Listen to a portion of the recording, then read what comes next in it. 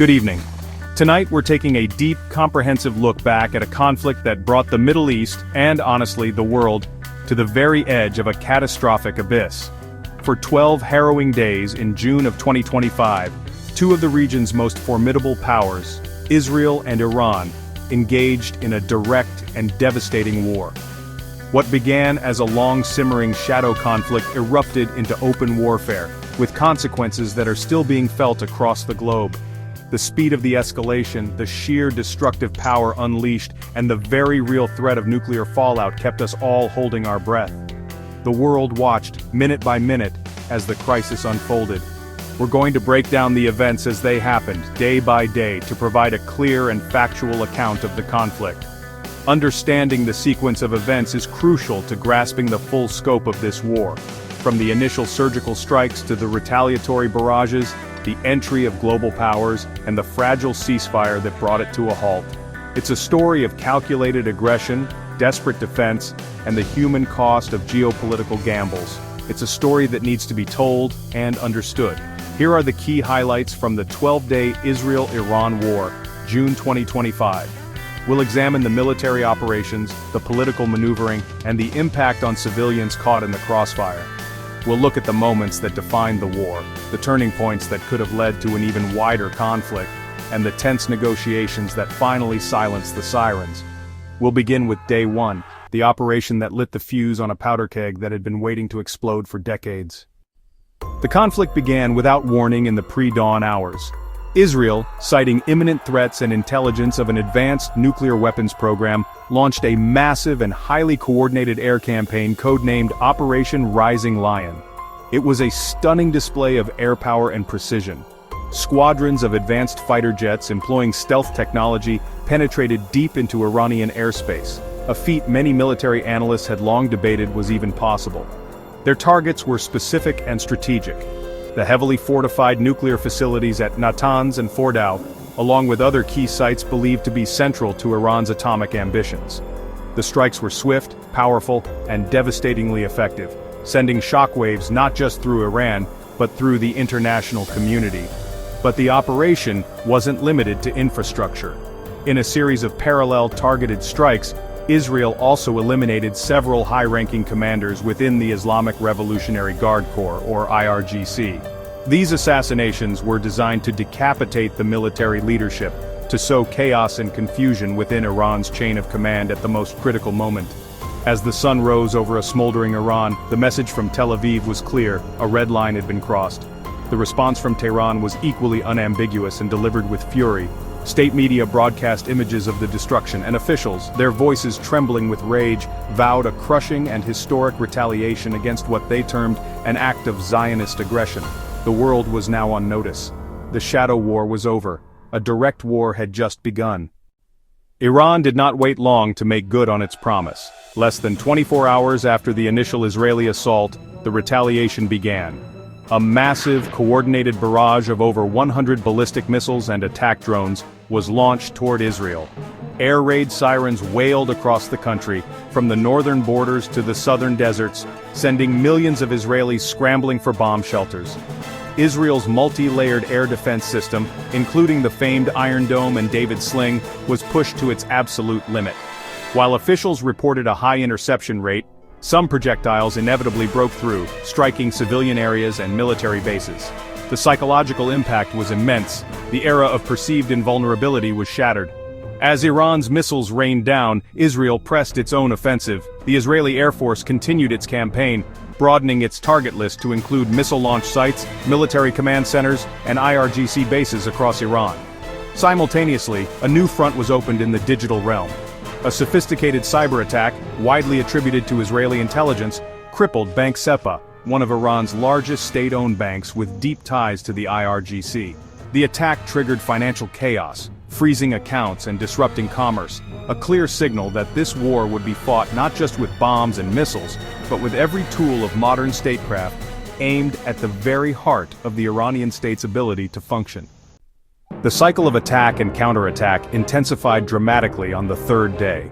Determined to prove its resolve, Iran unleashed another major missile barrage, this time with a greater focus on overwhelming Israeli defenses through sheer volume. The strikes were more widespread and the human cost began to climb. Reports from emergency services in Israel confirmed over 40 people injured, some seriously, as missiles struck residential neighborhoods and commercial districts. The constant threat from the skies was becoming a grim new reality for Israeli citizens, a war of attrition aimed at breaking the public's morale. The sense of security was eroding with every siren. In response, Israel shifted its targeting strategy, aiming to inflict direct and painful economic damage on the Iranian regime. Israeli warplanes carried out precision strikes against Iran's critical energy infrastructure. In a daring raid, they targeted a massive fuel depot on the outskirts of the capital, Tehran. Footage that quickly spread across social media showed a colossal fireball lighting up the night sky, followed by a thick plume of black smoke that was visible for miles. The attack was a strategic blow, designed to cripple Iran's ability to fuel its war machine and create domestic pressure on the government as fuel shortages loomed. The war was now not just about military targets but about the economic lifelines of both nations. The fourth day of the conflict marked a dark turning point as the toll on civilian life grew tragically higher. An Iranian missile strike, more precise and destructive than previous waves, found its mark in a densely populated area, resulting in the deaths of 10 Israeli civilians. The attack also hit critical infrastructure, igniting a fire at an oil refinery in Haifa, and causing significant damage to a scientific research institute. The loss of life, and the targeting of such facilities, sent a wave of shock and anger across Israel, with public calls for an even more forceful response from the government. The war was no longer a distant affair of military installations. It was claiming lives in the heart of the country. Israel's retaliation was swift and severe. Israeli intelligence had pinpointed the location of key command and control centers within Iran's Ministry of Defense complex in Tehran. Despite the immense risk of operating over the heavily defended capital, Israeli jets struck the compound. While the IDF claimed the strikes were precise and aimed at military leadership, the reality on the ground was chaotic.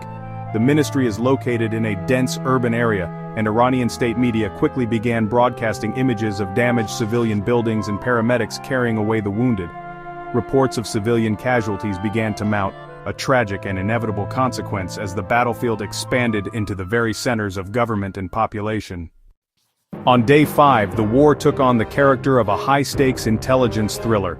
In a remarkably bold operation, Israeli special forces, likely Mossad agents, conducted a daytime raid deep inside Tehran. Their target was one of the most senior figures in the IRGC's intelligence apparatus. The assassination was executed with clinical precision, a clear and chilling message to Iran's leadership that no one was safe, not even in the fortified heart of the capital. The news of the killing of such a high-value target sent a jolt through the Iranian command structure, demonstrating an intelligence penetration far deeper than they had likely imagined possible. It was a major psychological blow. The Iranian response was born of fury, and a need to demonstrate strength in the face of such a humiliating strike. That evening, they launched a barrage of about 70 missiles, their heaviest yet, with a clear intent to cause mass civilian damage. One of these missiles, a powerful heavy warhead variant, slammed directly into a residential high-rise tower in Bat Yam, a coastal city just south of Tel Aviv. The building collapsed in a horrific cloud of dust and debris. The images were catastrophic, reminiscent of a controlled demolition. Emergency crews worked frantically through the night, but the death toll was expected to be high.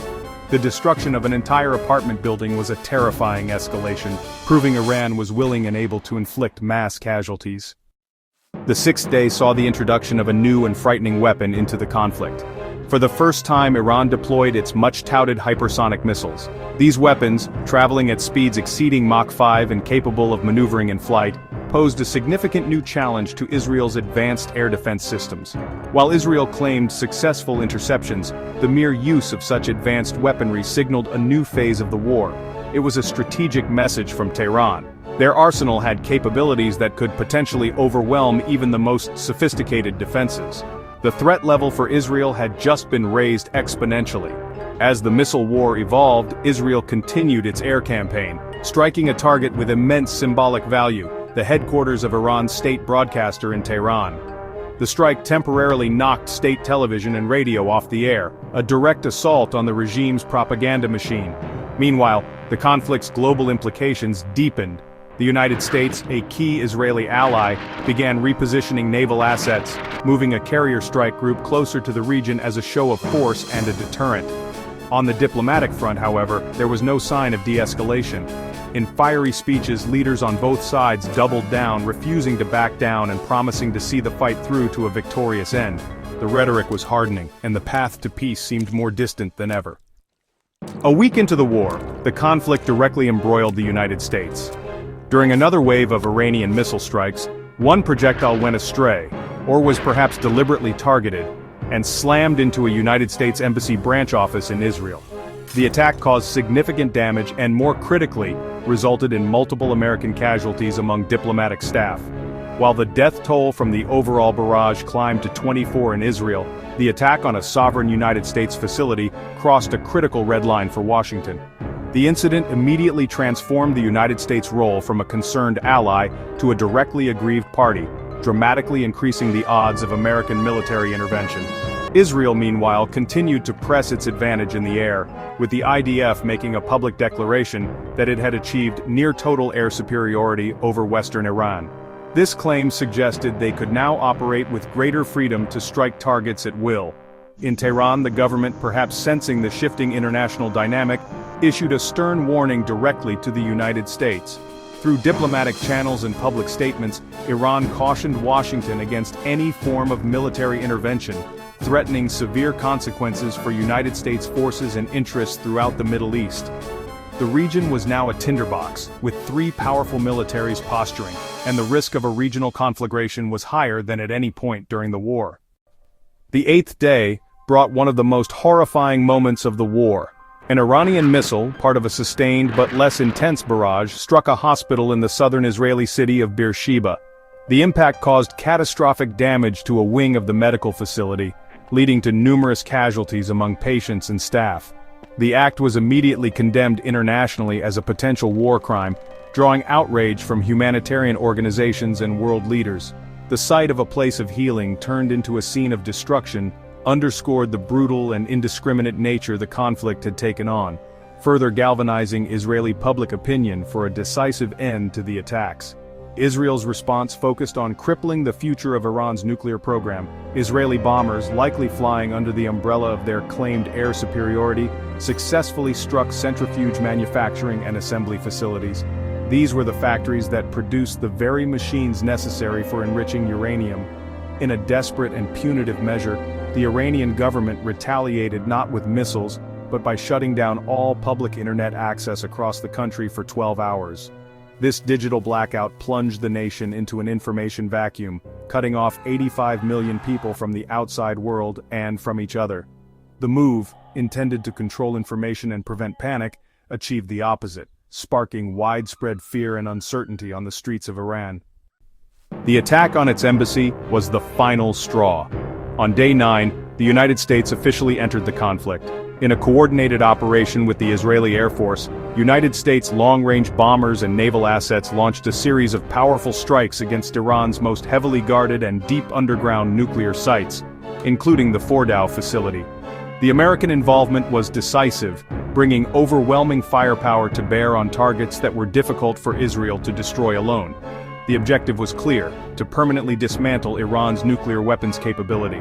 The war had officially gone global, a direct confrontation between the United States and Iran that the world had feared for decades. The United States' entry triggered a cascade of regional escalations. In Yemen, the Houthi movement, a powerful Iranian proxy, formally declared war on Israel and its allies, launching their own long-range drones and missiles. In Tehran, the regime, now facing the full might of the United States military, began openly preparing its forces to target American military bases across the Middle East, from Iraq to the Persian Gulf.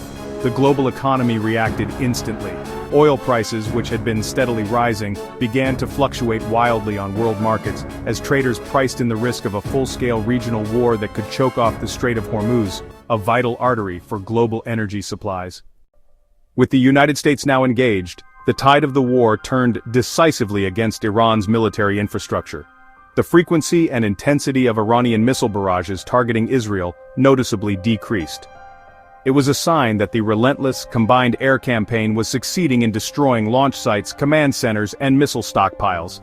Israel and the United States capitalized on this momentum, shifting their focus to a mop-up operation, systematically targeting any remaining elements of Iran's nuclear infrastructure that had survived the initial onslaughts. The goal was no longer just damage, but complete and verifiable dismantlement of the program. The effectiveness of the campaign was soon confirmed by the world's nuclear watchdog. The International Atomic Energy Agency, using satellite imagery and other intelligence, issued a preliminary report confirming, quote, catastrophic and likely irreversible losses at the Natanz enrichment facility and other key sites. The news was a devastating blow to the Iranian regime's decades-long multi-billion-dollar nuclear ambition. As this grim reality set in, and likely to prevent the spread of images of the destruction, the Iranian government once again severed the internet, plunging the country into a second, more prolonged digital blackout. The regime was losing the war and attempting to hide the evidence from its own people. On the 11th day, the focus of the Allied air campaign broadened. With much of the nuclear program destroyed, Israeli and American forces intensified strikes on Iran's conventional military and economic assets. They targeted energy infrastructure to hamper Iran's economy and hit surveillance and radar installations to further blind the Iranian military. The pressure was being relentlessly applied on all fronts, a strategy designed to force the Iranian leadership to the negotiating table by making the cost of continuing the war unbearable. Every hour the conflict continued, Iran grew weaker and more isolated. It was against this backdrop of military collapse that the first tentative signs of a diplomatic off-ramp appeared. Publicly, Iranian officials continued their defiant rhetoric, vehemently denying any reports of ceasefire talks. However, behind the scenes a different message was being conveyed. Through intermediaries, Tehran began signaling an openness to dialogue, a quiet admission of defeat. This flicker of hope was enough for diplomats to get to work.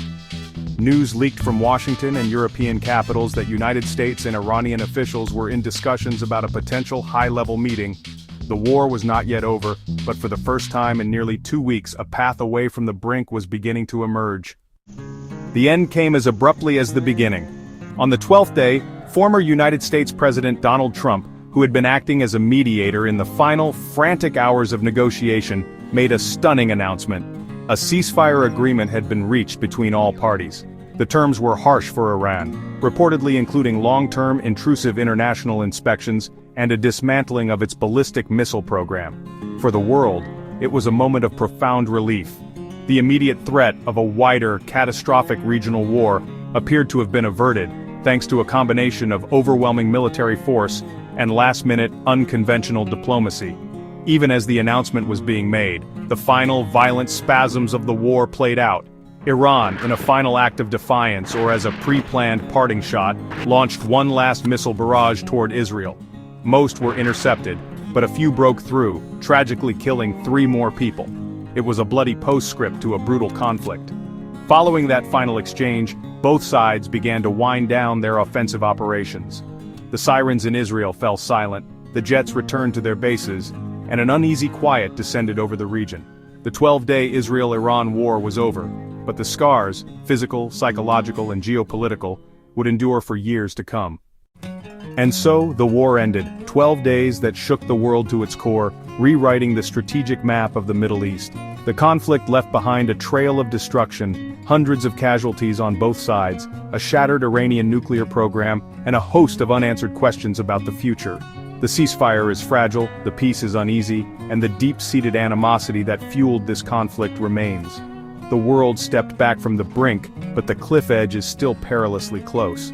The long-term consequences for regional stability, for global energy markets, and for the international non-proliferation regime are still unfolding. This has been a breaking news summary of the 12-day Israel-Iran war. We've walked through the key events day by day to provide a factual chronicle of how this devastating conflict escalated and, thankfully, concluded. It serves as a stark reminder of how quickly long-standing tensions can erupt into open warfare in our modern, interconnected world. The story is far from over, and the repercussions will continue to be a focus of our reporting. We will continue to follow the aftermath, the rebuilding, and the difficult diplomatic road that lies ahead for all nations involved. Thank you for joining us for this in-depth report. It is through understanding these critical events that we can hope to make sense of our complex world. The need for credible, factual information has never been more important. For more updates on global conflicts, subscribe and stay tuned.